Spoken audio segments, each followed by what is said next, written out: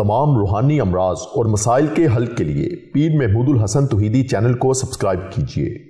बिस्मिल्लाहिर्रहमानिर्रहीम। अल्हम्दुलिल्लाहि वहदा वस्सलातु वस्सलामु अला मन ला नबिय्य बअदा वला रसूल बअदहु वला मासूम बअदा। अम्मा बाद, मोहतरम भाइयों और बहनों, अस्सलामु अलैकुम वरहमतुल्लाहि वबरकातुहू। आज हम आपको अल्लाह रब्बुल इज़्ज़त का एक ऐसा ख़ास इस्म आज़म बताते हैं कि जो इस्म आज़म पढ़कर हज़रत आसिफ़ बिन बरखिया ने, जो अल्लाह के नेक बंदे थे और हज़रत सुलेमान अलैहिस्सलाम के जो वज़ीर थे, उन्होंने मलका बल्कीस का तख्त पलक झपकने में हाजिर कर दिया। जो बड़े बड़े जिन्नात और द्यो इतने वक्त में नहीं ला सकते थे। ये इस्म आज़म बहुत ख़ास इस्म आज़म है। अल्लाह रब्बुल इज़्ज़त के ख़ास वलियों ने और हज़रात सहाबा कराम रिज़वानुल्लाहि ताला अलैहिम अजमाइन में और मेरे आका अलैहिस्सलातु वस्सलाम ने भी बाज़ अहादीस मुबारका में ज़िक्र फरमाया है कि यही ख़ास इस्म आज़म है, सबसे बड़ा। और बाज़ आयात की तफसीर में बहुत सारे मुफस्सरीन ने यही लिखा है कि ये ख़ास इस्म आज़म था कि जो आसिफ़ बिन बरखिया के पास था। वो आपने पूरा वाक़या तो सुना होगा। तो ये ख़ास इस्म आज़म की तरतीब आपको बताते हैं, जो आप पढ़ेंगे तो अल्लाह ताला आपकी हर दुआ कबूल फरमाएंगे। पलक झपकने में अल्लाह ताला आपके काम कर देंगे, काम बना देंगे। बशर्त ये है कि इखलास के साथ पढ़ें, यकीन के साथ पढ़ें। इस्म आज़म को पढ़ने के लिए ज़ुबान भी जो है वो अक्सीर चाहिए। जिसकी ज़ुबान अक्सीर होगी उसकी ज़ुबान में तासीर होगी। ज़ुबान में तासीर तब आती है अगर हमारी ज़ुबान अक्सीर हो। और ज़ुबान अक्सीर कब होती है? जब अक्ल हलाल और सिद्क़ मकाल पर अमल किया जाए, सच बोला जाए और हलाल खाया जाए, फिर हमारी ज़ुबान अक्सीर होती है। और फिर अक्सीर ज़ुबान से ही तासीर पैदा होती है। फिर आप एक बार भी अल्लाह का नाम लेंगे तो वही आपके लिए काफ़ी है। आपने ये वाक़या तो सुना होगा, मारूफ वाक़या है कि हज़रत सुलेमान अलैहिस्सलाम का दरबार लगा हुआ था और हज़रत सुलेमान अलैहिस्सलाम ने ये पूछा कि मलका बल्कीस हमारी तरफ आ रही है, तो उसके आने से पहले उसका तख्त इतना बड़ा है।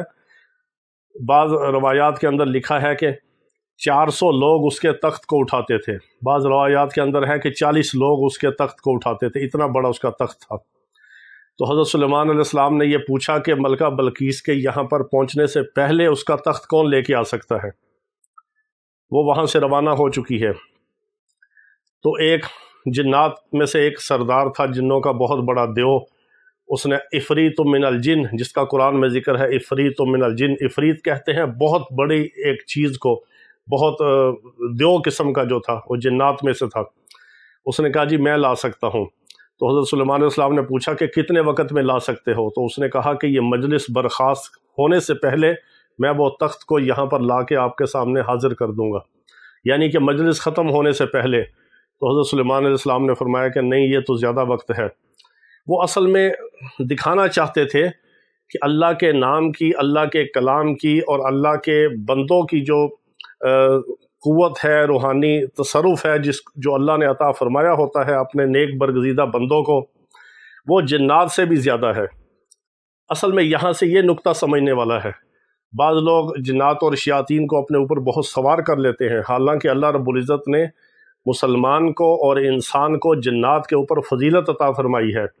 हमें इंसान को अशरफुल मखलूक़ात अल्लाह रब्बुल इज़्ज़त ने बनाया है। तो अशरफुल मखलूक़ात भी हो, मुसलमान भी हो, मोमिन भी हो, और फिर अल्लाह का नेक बंदा हो, अल्लाह का नेक वली हो, और वक़्त के नबी का वो वज़ीर हो, तो उसकी ताकत और क़ुव्वत रूहानी और उसका तसर्रुफ़ और उसकी करामत जो है वो जिन्नात से तो कई हज़ार गुना ज़्यादा पावरफुल थी। यहाँ से ये बात भी समझने वाली है और ये बड़ा अहम नुक्ता है। तो हज़रत सुलेमान अलैहिस्सलाम ने पूछा, तो हज़रत आसिफ़ बिन बरखिया जो उनके वज़ीर थे पास बैठे हुए थे, तो उन्होंने कहा कि मैं उसको हाजिर कर सकता हूँ अल्लाह के हुक्म से। तो हज़रत सुलेमान अलैहिस्सलाम ने सवाल किया कि कितनी देर में ला सकते हो। तो उन्होंने कहा कि अगर आप हुक्म करें तो आपके पलक झपके और तख्त आपके सामने हो। तो हज़रत सुलेमान अलैहिस्सलाम ने कहा कि ठीक है। तो उन्होंने पलक झपकी और इस्म आज़म उन्होंने पढ़ा और तख्त उनके सामने था। तो कुरान पाक में ये लिखा है, इंदहु इल्मुम मिनल किताब, उनके पास किताब का इल्म था, यानी वो अल्लाह के नेक बंदे थे और अल्लाह के कलाम का इल्म था। तो इसमें बाज़ मुफस्सरीन ने लिखा है कि उनके पास अल्लाह रब्बुल इज़्ज़त का इस्म आज़म था, जो उन्होंने इस नीयत से इस्म आज़म पढ़ा और अल्लाह ने उनकी करामत ज़ाहिर कर दी اور ان کی اس نیت کے اوپر، اس اسم اعظم کی دعا کے اوپر اللہ نے فوراً اس تخت کو حکم دیا اور وہ فوراً وہاں پہنچ گیا۔ اصل فاعل حقیقی اللہ رب العزت کی ذات ہی ہوتی ہے۔ جو انبیاء علیہ السلام کے دست مبارک کے اوپر معجزات جو سرزد ہوتے ہیں، اس کے پیچھے اللہ کی طاقت اور قدرت ہوتی ہے۔ معجزہ کسی بھی نبی کی اپنی طاقت، قوت اور ارادے سے نہیں ہوتا، وہ میرے رب کے حکم سے ہی ہوتا ہے، باذن اللہ ہی ہوتا ہے، وہ اللہ کی اذن سے، اللہ کے حکم سے ہوتا ہے۔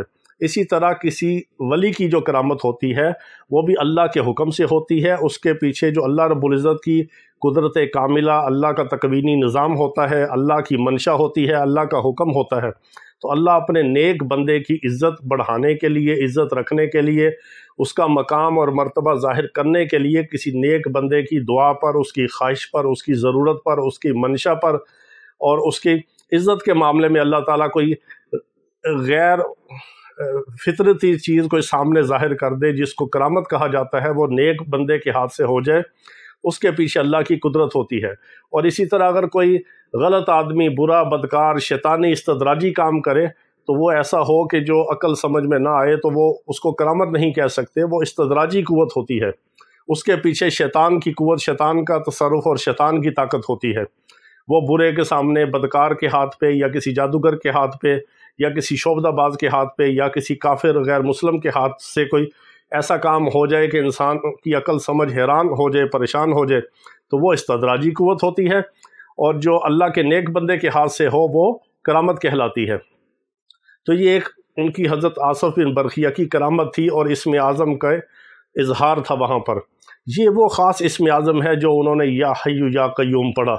اس اسم اعظم کو اگر آپ ہر نماز کے بعد، یعنی کوئی ایسی نماز ہے جیسے عصر کے بعد آپ سجدہ نہیں کر سکتے یا فجر کے فوراً بعد نہیں کر سکتے، تو کسی بھی نماز کے بعد آپ، فرائض کے بعد یا سنتوں کے بعد یا وطروں کے بعد آپ فارغ ہو کے کسی بھی وقت دن میں، کوئی اس کی قید نہیں، سجدے میں آپ 7 بار یہ اسم اعظم پڑھیں گے، اول آخر درود ابراہیمی کے ساتھ، یا حی یا قیوم، یا حی یا قیوم، یا حی یا قیوم، تو اللہ تعالیٰ آپ کی ہر دعا قبول فرمائیں گے۔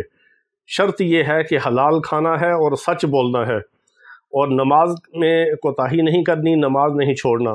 تو یہ 7 بار پڑھا ہوا اسم اعظم آپ کی ہر دعا کو اللہ کی بارگاہ میں شرف قبولیت عطا فرما دے گا۔ اللہ تعالیٰ اپنے نام کی برکتیں اور لذتیں ہمیں عطا فرمائے۔ وآخر دعوانا ان الحمد للہ رب العالمین۔